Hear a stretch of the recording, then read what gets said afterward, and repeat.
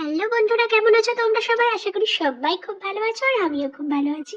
আজ আমি আমার যাকে নিয়ে যাচ্ছি ঘুষ করাতে, ইউএসসি করাতে। আমার ছেলের খেলার সঙ্গী খুব শীঘ্রই আমাদের বাড়িতে আসতে চলেছে যে।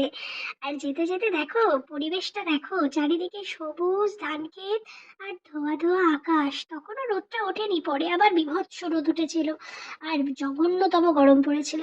তো যাই হোক, আমরা খুব তাড়াতাড়ি ল্যাবে পৌঁছে গেছিলাম। ল্যাবে পৌঁছে আমরা ওয়েট করছিলাম। আর প্রথমেই দিদির এমএসজি হয়ে গেছিল। তারপর ল্যাব থেকে বেরিয়ে আমরা টিফিন করে গাড়িতে চেপে পড়েছিলাম। তারপর গাড়িতে চেপে আলোচনা করলাম, এখানেই একটা না মায়ের খুব ভালো মন্দির আছে, রটন্তী কালী মন্দির। তো সেইখানে আমরা যাব। তো সেইখানেই, সেই দিকেই আমরা এই বলতে বলতে পৌঁছে গেছি। এই দেখো মন্দিরটা কি সুন্দর! এখানে কিন্তু খুব বড় করে ধুমধাম করে অনেক দিন ধরে মেলা হয়। আমি বিয়ের পরে 2বার এসেছি এই মেলাতে। তো চলো মায়ের দর্শন করি।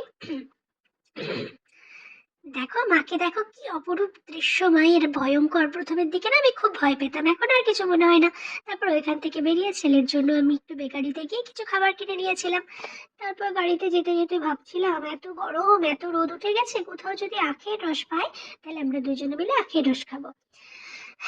তাই খুঁজতে খুঁজতে যাচ্ছি কোথায় আখের রস পাওয়া যায়, ডাবের জল পাওয়া যায়। যেতে যেতে আবারও প্রকৃতি, কি সুন্দর দেখতে! তার করতে করতেই আমরা পেয়ে গেছিলাম আখের রস, তাও আবার বাড়ির সামনেই। তো দেখো আমরা এবার আখের রস খাবো, আর এখানে আখের রস খেতে খেতে আমার না গোপ হয়ে গেছিল, দিয়ে আবার ছোটবেলার কথা মনে পড়ে গেছিল। তারপর যাই হোক, আমরা আবার গাড়িতে চাপলাম। গাড়িতে চেপে আমরা বাড়িতে চলে এসেছি। খুব তাড়াতাড়ি আমি এবার বাড়িতে চলে আসবো। তো চলো আজকের মতো ব্লগটা এখানে শেষ করছি। খুব ভালো লেগে থাকলে লাইক কমেন্ট করে দিও। টাটা।